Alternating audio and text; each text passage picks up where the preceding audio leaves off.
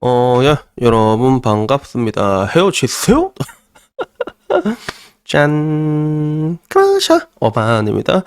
오늘 이야기 주제는요, 일본 여자가 생각하는 저출산의 원인이라는 주제로 이야기를 해보려고 합니다. 요새 뭐 이야기하기 싫어도 계속 이게 이야기할 건덕지가 계속 올라와. 그래서 2023년 1월 16일 기준으로 아소죠, 아소타론가 이 사람이 일본 자민당 부총재거든. 그 사람이 얘기를 했는데 어떤 얘기를 했냐면 저출산의 가장 큰 요인은 만혼화라고 지적을 했습니다.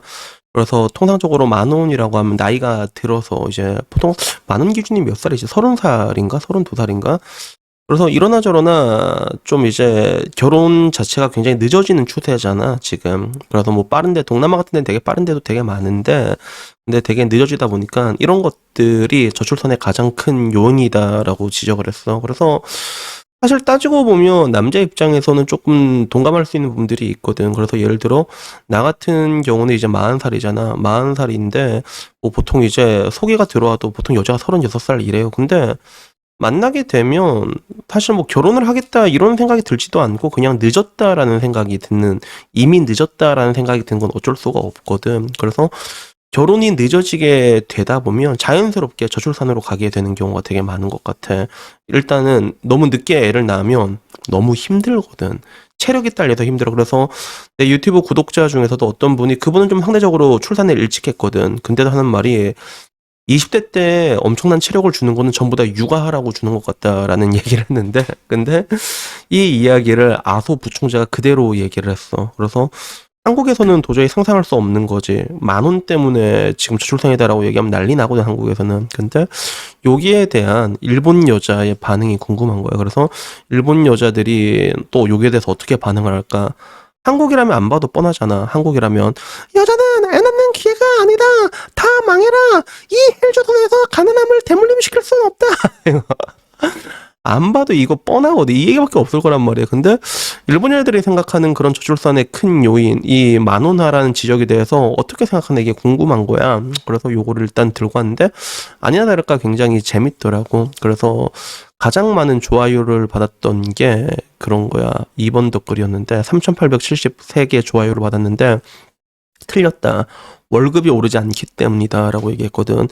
그래서 사실상 일본이란 나라는 그 디플레라는 게 언뜻 들으면 야 물가가 안 오르잖아 이렇게 하면 부동산도 안 올라가고 좋은 것 같지만 월급도 안 오르거든. 진짜야. 거의 30년 전, 여러분들 보면 알겠지만 거의 30년 전, 20년 전 월급이랑 지금 일본 금융은 그대로입니다. 그래서 지금 우리나라한테 거의 따라잡힌 것도 그것 때문에 그런 게 있거든. 그래서 요거를 첫 번째로 지적한 게 가장 많은 좋아요를 받았고, 그리고 두 번째는 그거야. 아, 이제 저출산을 포기하자. 그런 운명이야. 라고 얘기를 해. 근데 이것도 되게 웃긴 게, 일본이 지금 합계 출산율이 2020년 기준으로 2020년인가 1.33가 그렇게 나오거든. 우리나라는 아마 이번 2022년 기준으로 0.7 찍을 것 같아. 서울은 0.59거든. 그래서 0.7 찍을 것 같은데 우리나라 두 배인데 이미 일본 내가 보면 되게 재밌는 게 이 저출산에 대한 스레드가 되게 많이 올라와요. 되게 심각하게 받아들이고 있더라고, 사회적으로. 1.34인데 그래서 약간 신기했는데 여기에 대해서도 이제 포기하자, 그런 운명이다라는 얘기도 있고.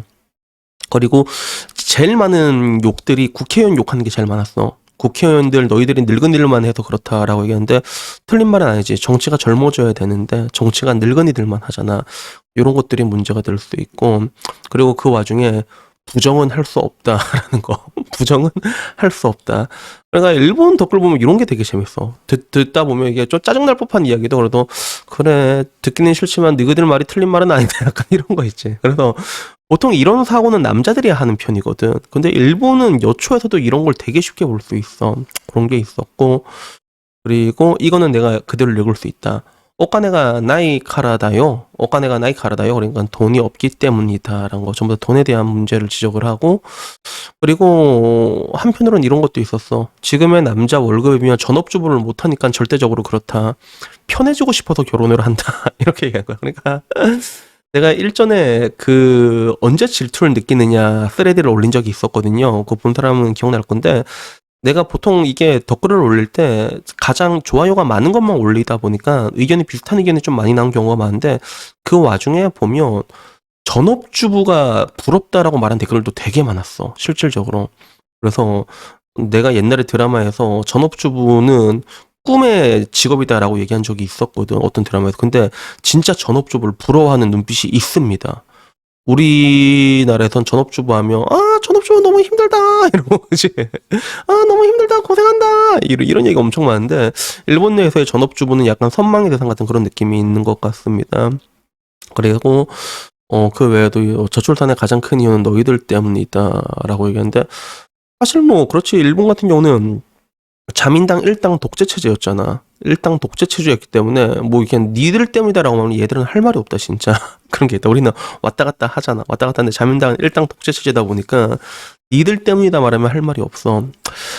그리고 그것 말고도 다양한 의견들이 조금 있었는데, 결혼을 하지 않아도 되는 사이가 됐으니까 이라는 얘기도 있었고, 사실 뭐 그렇죠. 지금 같은 결혼이란 게 한국에서는 기본값이 아닌 것처럼 일본 내에서는 그래도 좀 뭐라고 해야 될까, 일본 내에서는 그래도 결혼을 좀 좋게 보는 그런 시선이 있거든. 근데도 뭐 안 해도 된다라는 얘기도 있었고, 그리고 그 외에 또 뭐 여러 가지 얘기가 있었는데, 이런 얘기도 있었어.